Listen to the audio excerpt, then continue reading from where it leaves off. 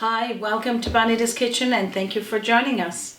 What I'm going to be making today is a delicious batch of English muffins. So if I got you interested and you want to stay around and watch, let's get started.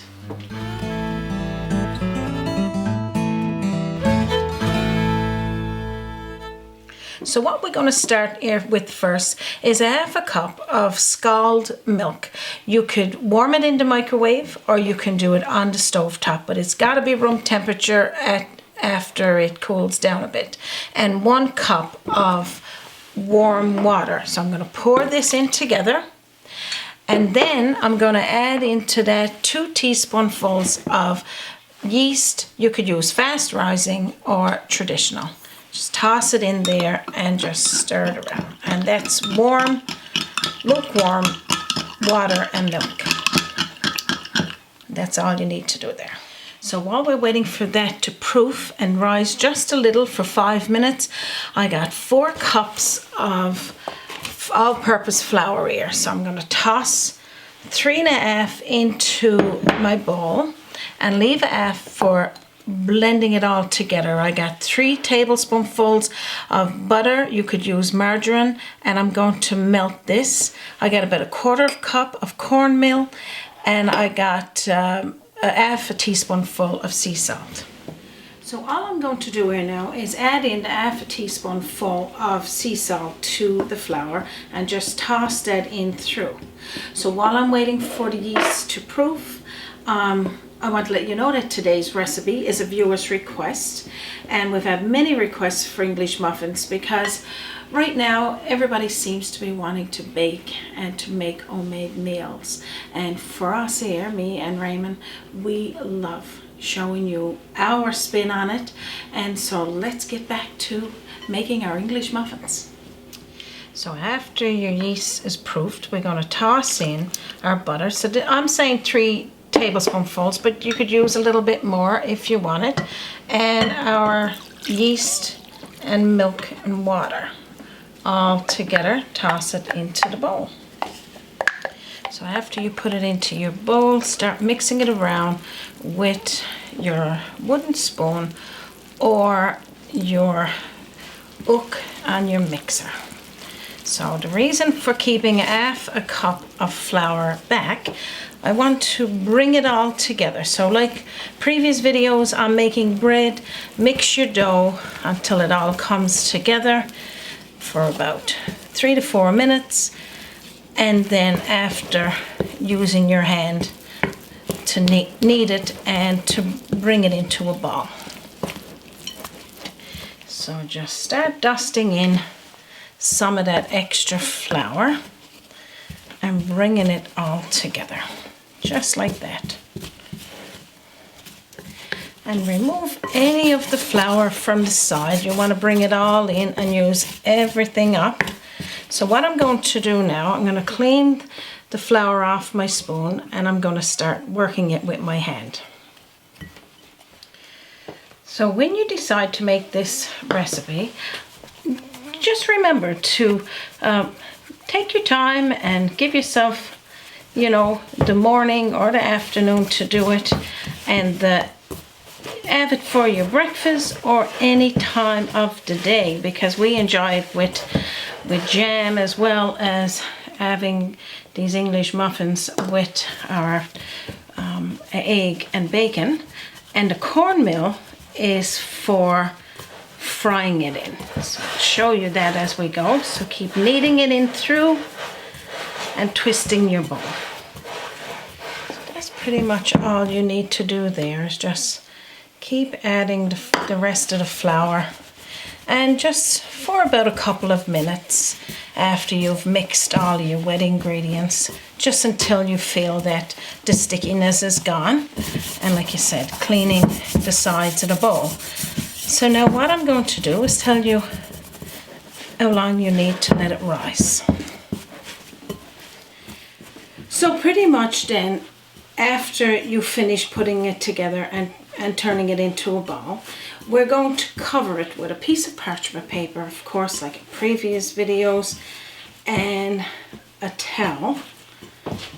So I got it turned into a ball. I'm going to put the rest of the flour and the sign of cross. I'm going to wash my ends and then I'll get it covered. Alright, so now all we need to do now is a piece of parchment paper, or you could use a bowl with a lid. And then I got a big towel here that I'm going to be putting it under it. And then what I'm going to do is put the bowl in my oven with the light on for 30 minutes. And only the light, don't put the heat on, of course. And then set your timer to the 30-minute mark. And when that's done, I'm going to show you what's next. Okay, so after your dough is risen in that 30 minutes, I'm going to show you what's next. Okay, so what we're going to do now is dust our board with some flour. And then I'm going to take the dough out and put on there. So all you need to do now is flatten your dough. You can do this with your rolling pin or just with your fingers to about 1 to 1 1/4 inches to make little cutouts. And what I'm going to use for my cutouts is just a cookie cutter. You can use a glass, a mason jar. It doesn't matter. Whatever you got there that makes a nice cutout for the size of an English muffin. So just keep flipping it to get equal on each side, and then we'll start cutting. So what you're going to do, you're going to start cutting it out like this. And then I'm just going to twist my board here and bring in this pan. I'm going to sprinkle it with some of the cornmeal like this. So you're pretty much, all you're going to do is keep cutting until you get them all cut out. And this usually makes, I'm going to say, whatever size you want to make of these, it could make anywhere from 12 to 15 English muffins. So you just keep cutting like that till you got them all done. So then after, when you got them cut out like that, you got some extra, dust your board again with some extra flour and just press it together like this. And then continue cutting until you got, it don't have to be fancy, because when these rises now and then you start to fry them, they'll be just lovely. So just going to make way now for a couple of more of them, and that's all you need to do there. So that's pretty much all you need to do there. Like I said, they don't have to be all the one size.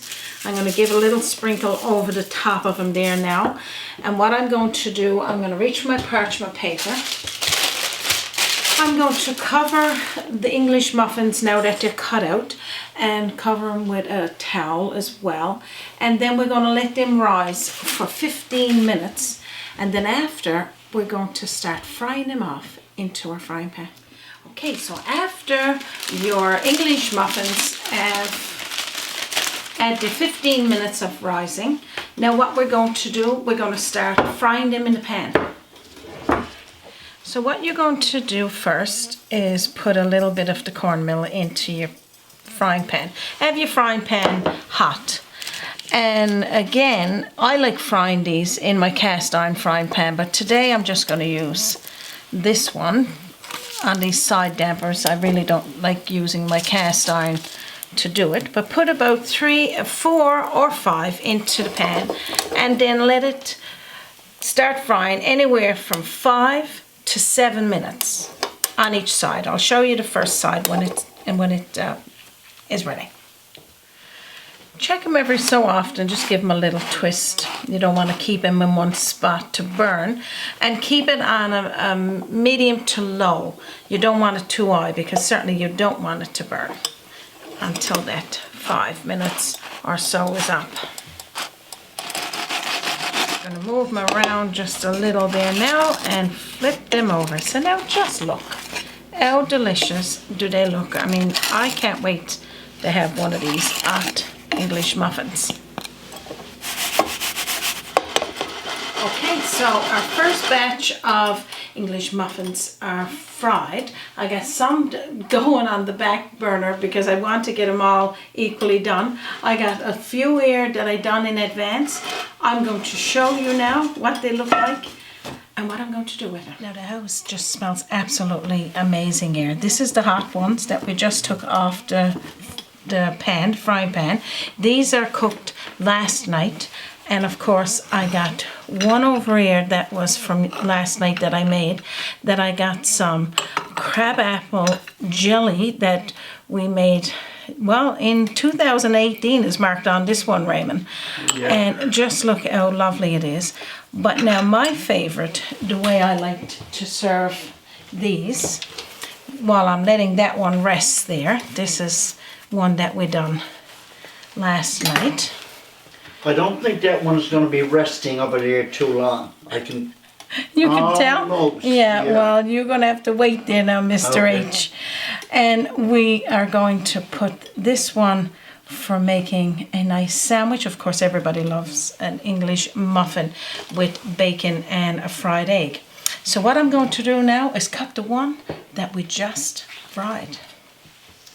Now usually I like to let these cool down a little bit before I cut it, but I'm going to cut it here now because we all like hot buns, hot biscuits, and definitely hot English muffins. And just look at this. Now isn't that ever delicious looking? And I can see that you're going to want to make yours pretty soon here. Now I'm going to pour my cup of tea and get ready for my English muffin. I can't wait to have a taste of my tea and that English muffin, of course. I'm going to have the hot one with the butter on it. And oh my gosh, it's so delicious.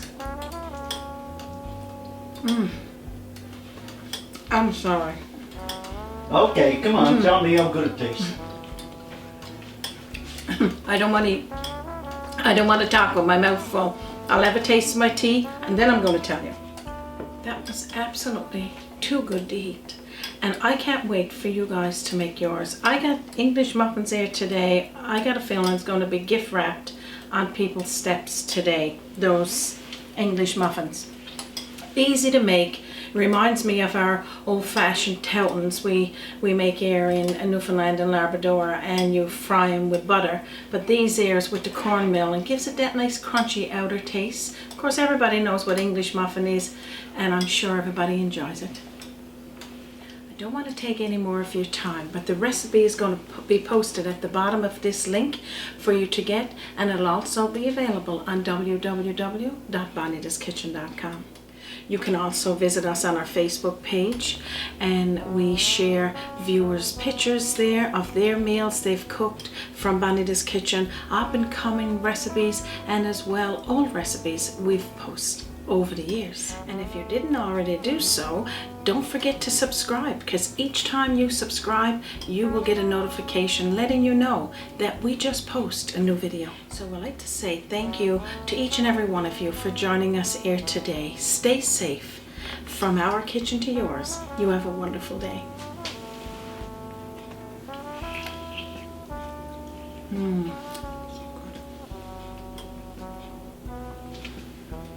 So don't forget to join us on Sundays on Bonita's Kitchen.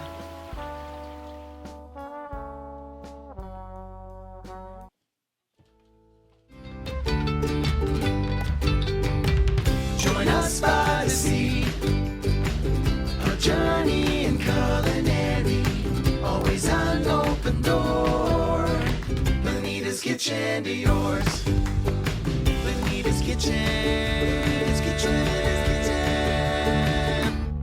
To yours.